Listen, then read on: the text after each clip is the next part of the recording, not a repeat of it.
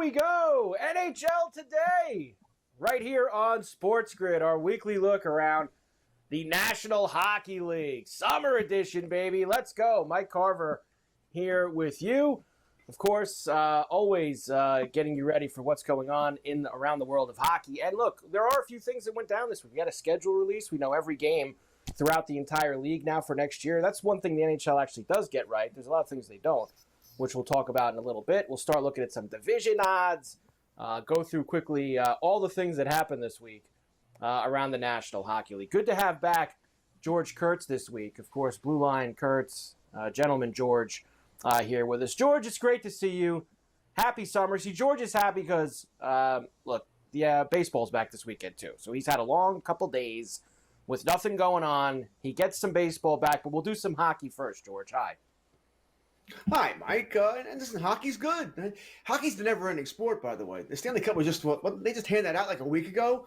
Now we got the schedule. Then we're gonna have training camp in a little bit here, or rookie camp we got going on here. Hockey never truly ends. Well, that's where, because usually, George, like I like to bash the league when I get a chance to, because they do some things that are kind of silly sometimes, and we're gonna do that in a moment. But leading into this schedule release that they did this week, I will say, George, the one thing they do right, which now the NFL makes you wait 4 months and they put a big spectacle on about their schedule, which I kind of understand. It's the NFL, they're big events, primetime games, people rotate their lives around the NFL schedule, so I get it. Baseball completely buries it. Like in the middle of the season they're currently in. Like they'll just be like, oh, this is our schedule next year in the middle of August. NBA, who knows what they do. But at least hockey, the season's over, 3 weeks. Here you go. Here's who we're playing next year. That's probably, George, for a couple of reasons. The most likely one that they don't want to sit around the office any longer than they have to. So they want to make sure they get that out so that they can get on with their July and August off. But it is one thing they get right. 3 weeks, bang. Here's our entire schedule. Enjoy it. Have fun with it. Not to mention, I mean, I don't want to say I enjoy bashing the NHL, but they do a lot of things wrong as far as they think they're they think they're the NFL or Major League Baseball, the NBA, where they can get away with certain things. They're not. They need to do things differently on how they schedule these games here. But they did also do it during the All-Star break. There's nothing going on this week, so they get more publicity this week because, let's face it, there's nothing going on.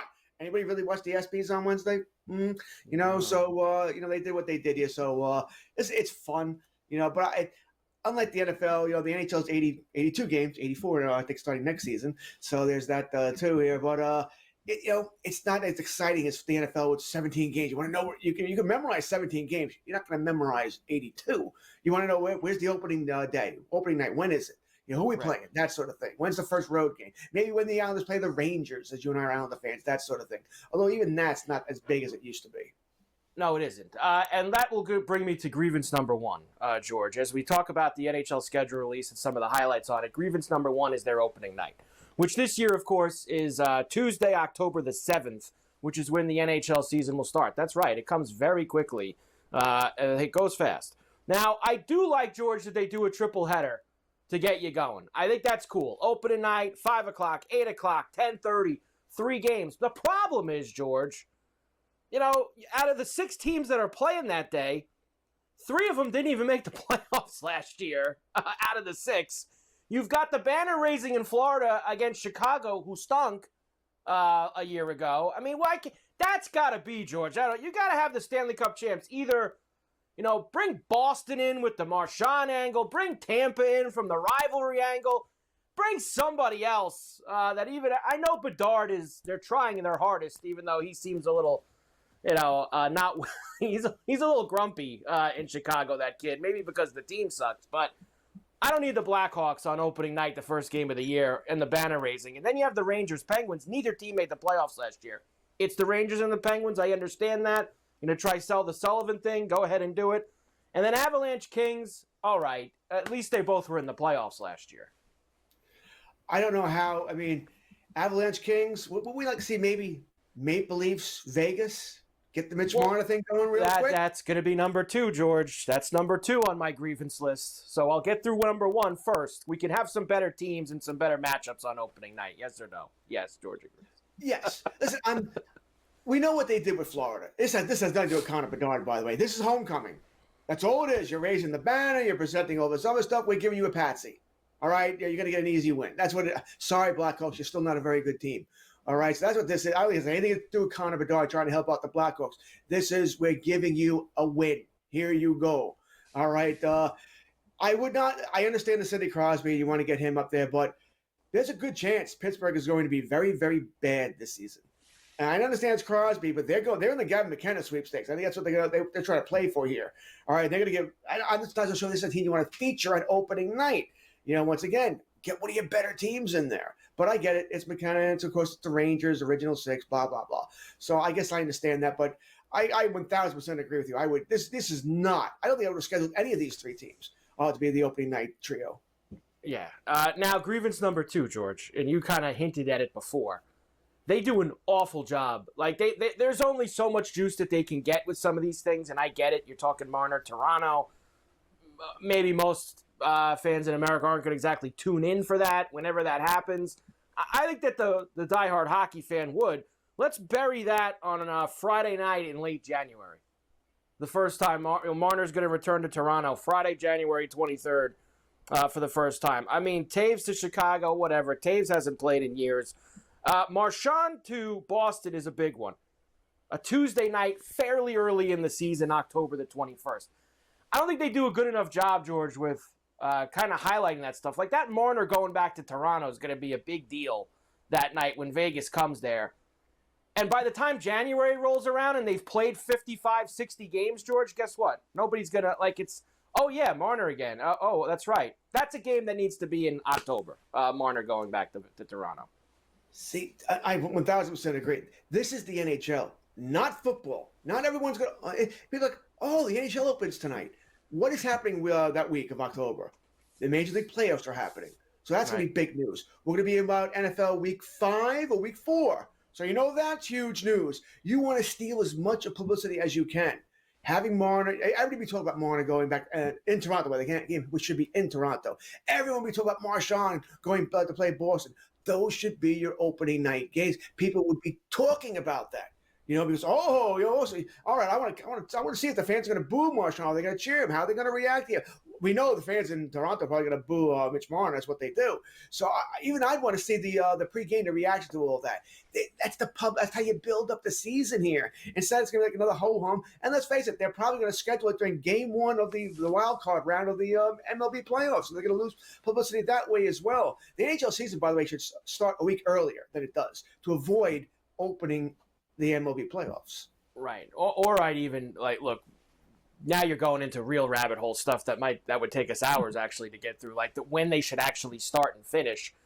Because I actually felt the year that they finished, them in the NBA, that COVID year where they started late, not the real COVID year, but the year after, George, where they played 56 games and the Cup final went into the first week in July, second week in July. I get it's hard to play those games in some of those arenas with how bad the ice gets in July, but you kind of shift away from a few other. It just gives you, I think, a little more spotlight. I got another grievance with you, but I don't have enough time. So believe it or not, I'm going to have to continue it on the other side because the NHL has something else in their schedule that's a really cool thing that they should do more often. But for some reason, they only do it twice all year, and both times are in October. Why they don't do it once a month? I have no idea. We'll tell you what that is. When we come back, a couple other highlights on the schedule as well as we get ready. The NHL 25-26 season, it's around the corner. It's getting there. It comes up as fast as you could believe. NHL Today here. Mike Carver with you. George Kurtz is with us. We're back after this.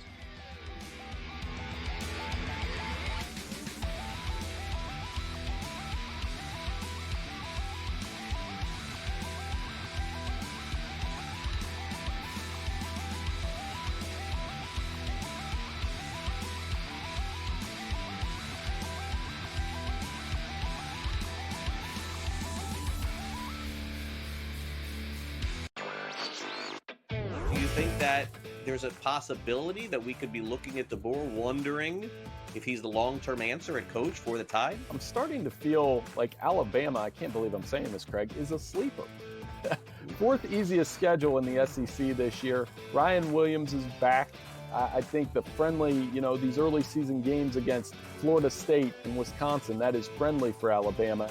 Newswire, only on SportsGrid.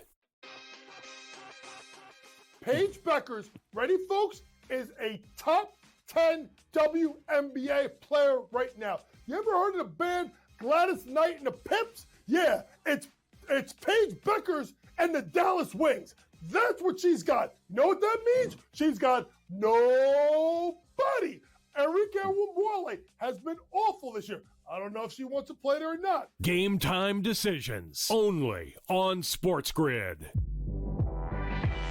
Her ability to defend, shoot the three, rebound, pass the ball, and on a team that is awful.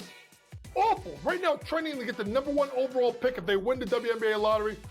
Possibly to draft her buddy AZ Fudd. Maybe. But when you look at Paige Beckers is a top 10 player in the WNBA. Betting above the rim, only on SportsGrid. Obviously, he didn't do great in the last 2 majors, and we're going home here. We're going to Northern Ireland, Royal Portage. This is Rory's the reason why we're going here. Got off to a rough start, throwing his tee shot out of bounds back in 2019. I think he'll be ready. Not yet ready to call him the winner. I still have a couple of days before I do that, but it is a home game for him. And as you saw, based on this weekend, he is playing well. In-game live, only on SportsGrid.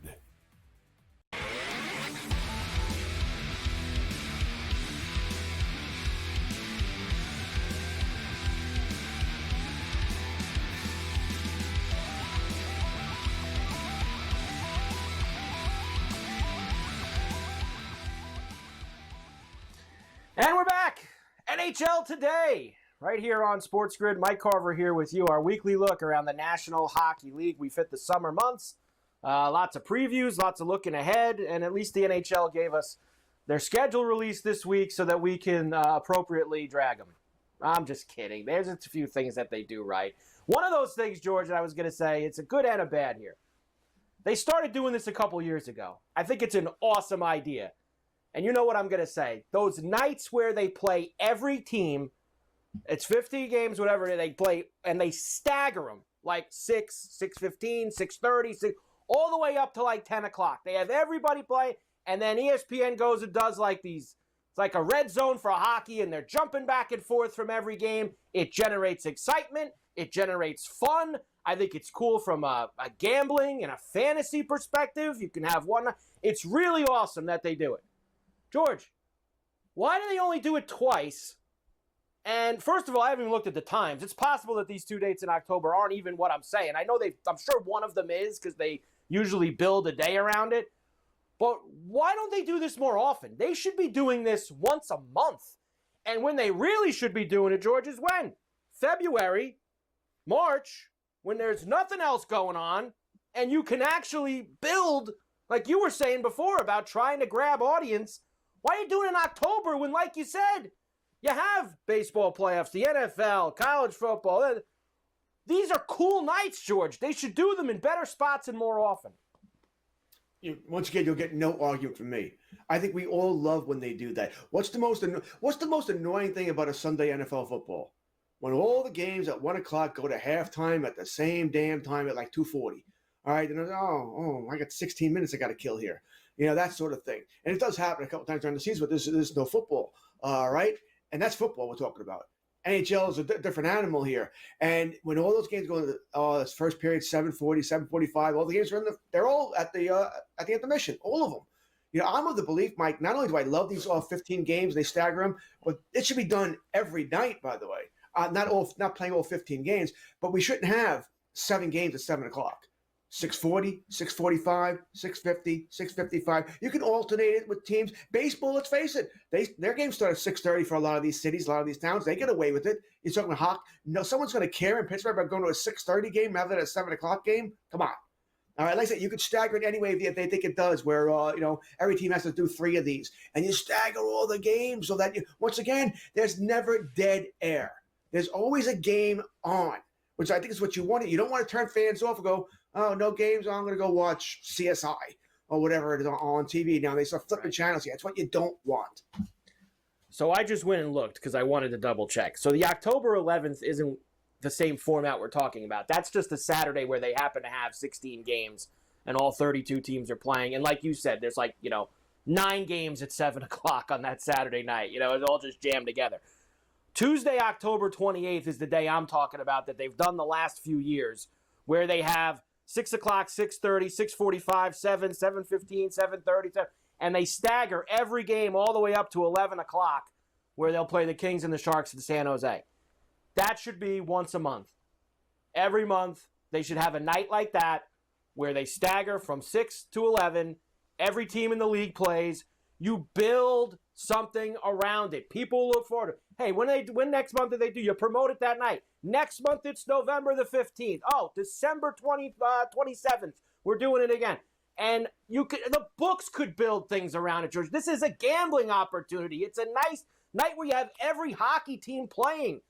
Please get smart and figure this stuff out. We're trying to help them. George, we're trying to help them here. The league and the books. We're trying to make them more interested in hockey. They need to listen to us, George. We're the ones they have to listen to. Annoyed. The problem is they don't listen to anybody. The NHL doesn't listen. The NHL thinks they're the NFL where they can do whatever they want and people are going to watch and people are going to come. And that's not the way it works. It's just not the way it works. No one is the NFL.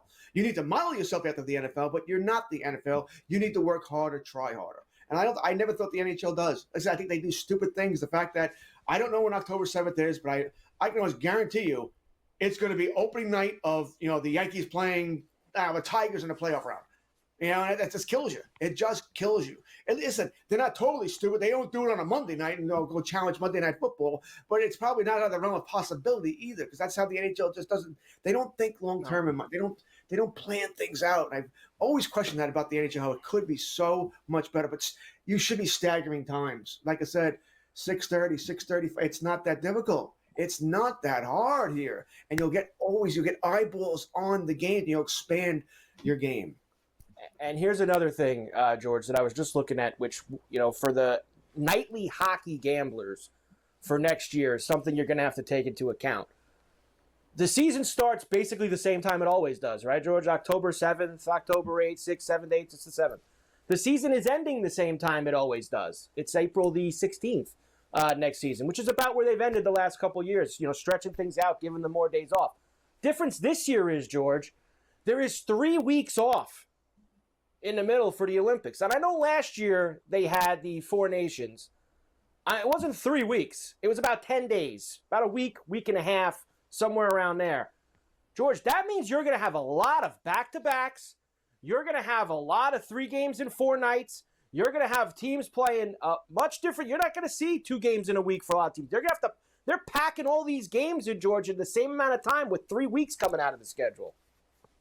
Yeah, it is an interesting way to look at it. That's another gambling. If you really want to go deep into it, find out how many teams are playing back-to-back nights, right. How are they going to use their goaltenders? Do you have a good backup goaltender? That sort of thing. It is a way to play team futures there. But you're right, they got to pack it in. Listen, I love the NHL going to the Olympics. I want them in the Olympics, but that 3 weeks is tough, man, because that's a slow time in the Olympic Games, right? They don't play every night, so it is what it is. I want them in the Olympics, so I'm not going to complain about that. But yeah, it's going to be a different kind of schedule than what we're used to.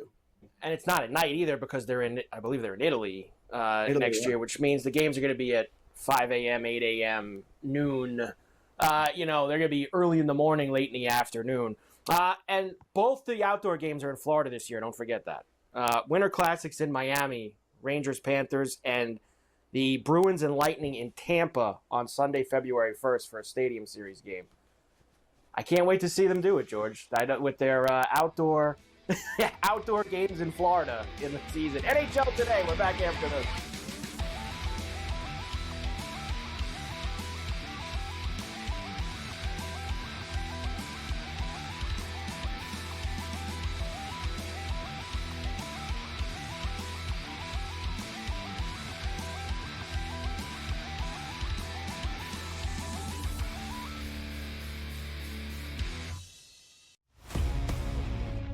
Oh, yeah. Time for the sprint. Let's go streaking here. Don't I mean streaking through the quad. I mean streaking in Major League Baseball, which is what the Boston Red Sox actually are doing right now, Tom. 9-11, 9-12 on the rotation. You have to put some stock into them, especially with their hitters. What the Red Sox are doing, they're scoring runs early. They're scoring runs late. Doesn't matter if it's a walk-off. They're putting up runs consistently, hits consistently. Pro Baseball Today.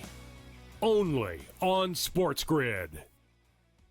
How are you going to compete against a guy with 15 entries? A lot of the guys that won Survivor at the Circa, because since I'm there every single year for contest weekend, one guy won it all with one entry. And the truth is, he told me that he maxed out his entries the next year because he had the money to do it, and it was a brain. It messed with his brain, right? Sports Rage tonight, only on SportsGrid. Carver and George is great, but if you want to talk about full contributions to a team, maybe I'm biased as a former catcher myself, but I think Cal Raleigh's working a little bit harder than everybody else, and I think Cal Raleigh should be right in this thing. If he sets that single season home run record for a catcher, I think that's probably what it's going to take for him to overtake Judge. I don't think it's impossible for him to get there. I think it's unlikely. Fantasy Sports Today, only on SportsGrid. The game is on. The stakes are high. But the action isn't just on the field. He's rearranging that ring. Get it inside! SportsGrid's in-game live. Your ultimate second screen experience. Just a little flyer, couple of 15.5 points live line. Every prop, every play, every day. Anything can happen. That's complete chaos. It's smarter to be on SportsGrid.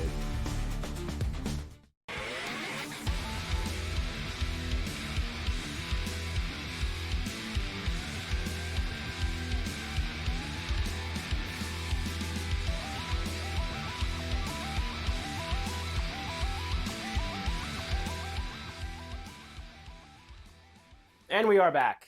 NHL Today, right here on SportsGrid, our weekly look around the National Hockey League. Of course, schedule release this week, so lots to talk about here in the summer months before we get into the real deep dive previews of all these divisions and teams and everything else that's going to be going on, because before you know it, training camp will be here. It sneaks up on you fast. Mike Carver with you, and George Kurtz is with us this week.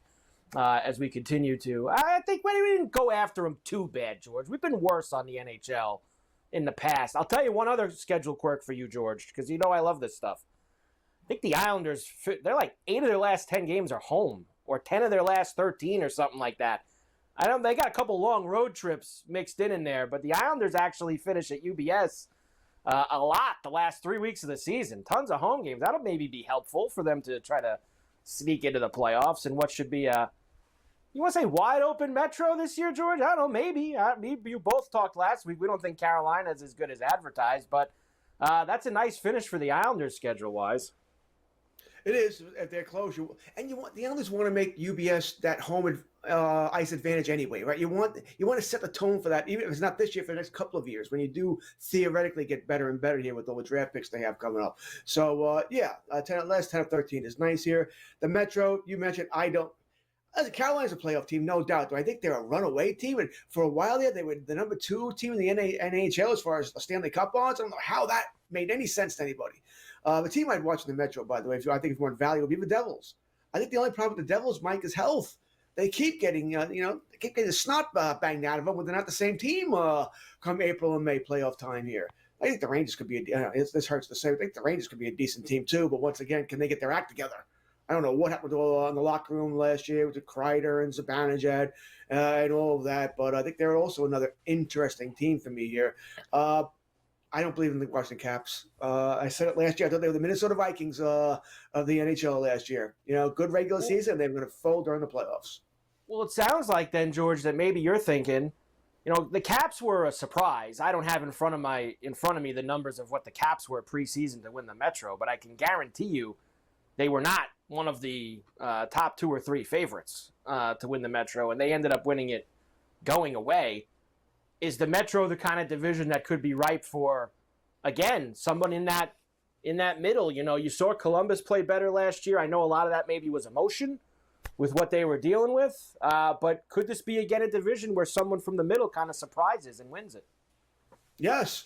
Listen, I think if we're picking Stanley Cup teams, you're not picking anybody from the Metro.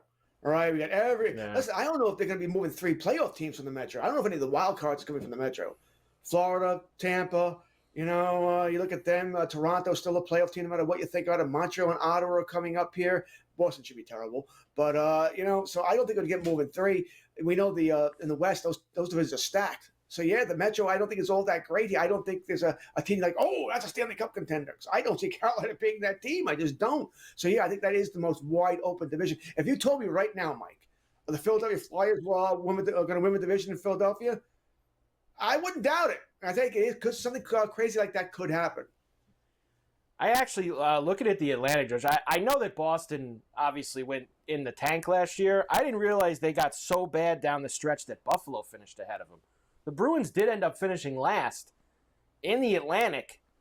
And I agree with one thing you said. I think the Atlantic, top to bottom, is probably a little bit stronger than the Metro, especially if you think that Montreal and Ottawa are going to take some more steps here. Both teams obviously making the playoffs last year and be even better than they were. I don't think we could think that Toronto is as good. I think we know that Florida is going to take the regular season off, so I don't know if we should play them to win that division. But those Ottawa and Montreal numbers could be sneaky in the Atlantic. If Montreal can get the goaltending, that's the only thing I worry about them is the goaltending. And I think Montreal's a solid NHL goalie, but I don't know if he's that guy, Mike. But if he is, they're a threat. There's a good young team. We know they got Dobson from the Islands here. We know they have offense. They can score with Suzuki, Caulfield here. If they could just get good, solid goaltending, I think it's a playoff team either way. But yeah, I think they could be a bigger threat. But goaltending is so important, and I just don't know if they have that to be a Stanley Cup threat. You want to have a tearful goodbye to Jaro Halak before we go, George? He retired today. A little tearful goodbye to Jaro. He was good for the Islanders those 2 years. Those couple years with the Islanders, he played really well. He was good. He was good for them. He played great in that Washington Capitals series that they lost in 7 in the first round of 1 year. He was excellent. They just couldn't score for him. Solid NHL career. I was at that Game 7 in D.C. that night, George. Oh my God, he played great. They just couldn't even get a shot on goal. George, tremendous job. NHL Today. We'll see you next week back here on the grid.